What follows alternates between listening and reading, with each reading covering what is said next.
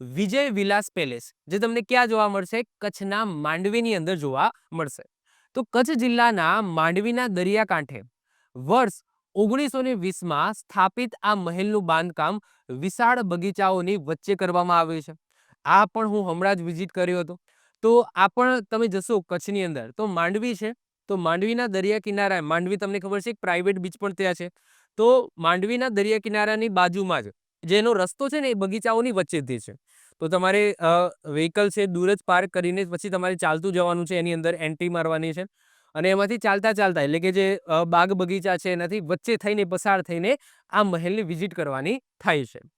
આ મહેલ મહારાવ શ્રી ખેંગારજી ત્રીજાના શાસનકાળ દરમિયાન બાંધવામાં આવ્યો હતો.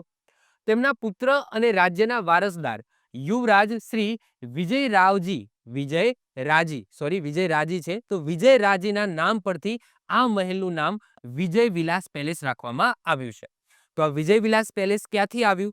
તો જે રાજાએ બાંધકામ કરાવ્યું છે એમના પુત્રના નામ ઉપર આ મહેલનું નામ રાખવામાં આવ્યું છે. કોને બાંધકામ કરાવ્યું? તો મહારાવ શ્રી ખેંગારજી ત્રીજા દ્વારા આનું બાંધકામ કરવામાં આવ્યું છે અને એમના પુત્ર હતા યુવરાજ શ્રી વિજયરાજી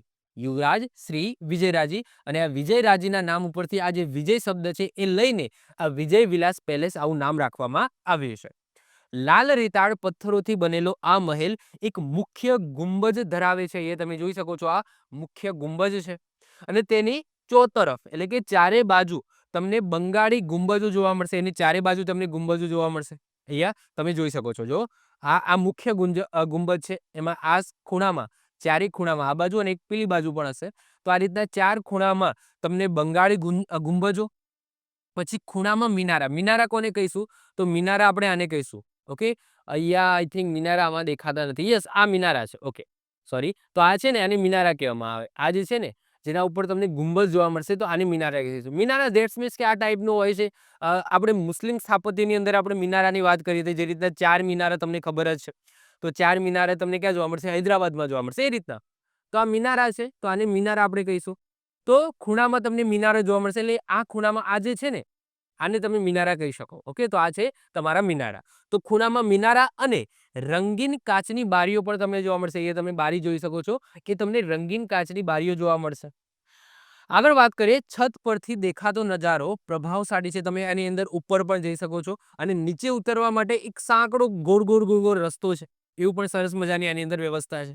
આઈ થિંક એ જે રસ્તો છે ને આ મિનારાની અંદર જ છે. ઓકે, તો છત પરથી દેખાતો નજારો પ્રભાવશાળી છે અને ઓરડાઓ તેમના ભરેલા વન્ય જીવન અને ઝાંખા ભવ્ય ફર્નિચર સાથે આ બધું વસ્તુ જોવાલાયક છે. આ બધું પૂછાવાનું નથી. ઓકે, આ જસ્ટ આની માહિતી છે. તમને એવું નહીં પૂછાય કે ભાઈ આની અંદર કેટલા ઓરડા છે, એની અંદર કેટલા વન્યજીવ અને ઝાંખા ફર્નિચર શું છે, આવું બધું નહીં પૂછાય. એટલું બધું ડિટેલ્સમાં નથી પૂછાતો. કંઈક એની ખાસિયત હોય અને કંઈક વિશેષતા હોય એ તમને પૂછાશે. પરંતુ અહીંયા હું ચલાવું છું એ મહેલ, તો એની નાની નાની ડિટેલ્સ પણ મેં આની અંદર કવર કરી છે, જેનાથી ઓકે તમે આ મહેલને સારી રીતના ઓળખી શકો, સારી રીતના એની જે ભવ્યતા છે એ નિહાળી શકો. બાકી એક્ઝામની અંદર તો મોસ્ટ ઓફ ધ કેસની અંદર તમને શું પૂછાય છે? કોઈ મહેલનું નામ આપેલું હોય અને એ મહેલ કયા જિલ્લામાં આવેલો છે અને અમુક એવી વિશેષતાઓ, જેમ કે હમણાં આગળ વાત કરીને એમાં મોસ્ટ આઈએમપી એક ટોપિક ક્વેશ્ચન હતો કે રાજા રવિ વર્માના જે ચિત્રો છે એ કયા મહેલમાં મૂકવામાં આવે છે, આવો ક્વેશ્ચન પૂછાય. એની વિશેષતા છે, ખાસ વિશેષતા થઈ. ક્લિયર? તો એવા ક્વેશ્ચનો આમાંથી પૂછાય. તો એવા કંઈક ક્વેશ્ચનો હોય તો એ તમારે યાદ રાખવાના થશે. જયપુરના કારીગરો દ્વારા નિર્મિત આ મહેલમાં રાજપૂત સ્થાપત્ય શૈલીની ઝલક તમને જોવા મળે છે. તો અહીંયા જે આ મહેલ બનાવવા માટે જે કારીગરો લાવવામાં આવ્યા હતા એ ક્યારથી લાવવામાં આવ્યા હતા? તો રાજસ્થાનના જયપુરથી લાવવામાં આવ્યા હતા. તો આ થઈ ગયું તમારો વિજય વિલાસ પેલેસ, જે ક્યાં આવેલો છે? કચ્છના માંડવીની અંદર આવેલો છે. આવી જ રીતના ઓછા સમયની અંદર મહત્વપૂર્ણ નોલેજ મેળવવા માટે અને મને સપોર્ટ કરવા માટે આજે જ આપણી યુટ્યુબ ચેનલ ટીચિંગ કિશન ક્લિપને સબસ્ક્રાઇબ કરો.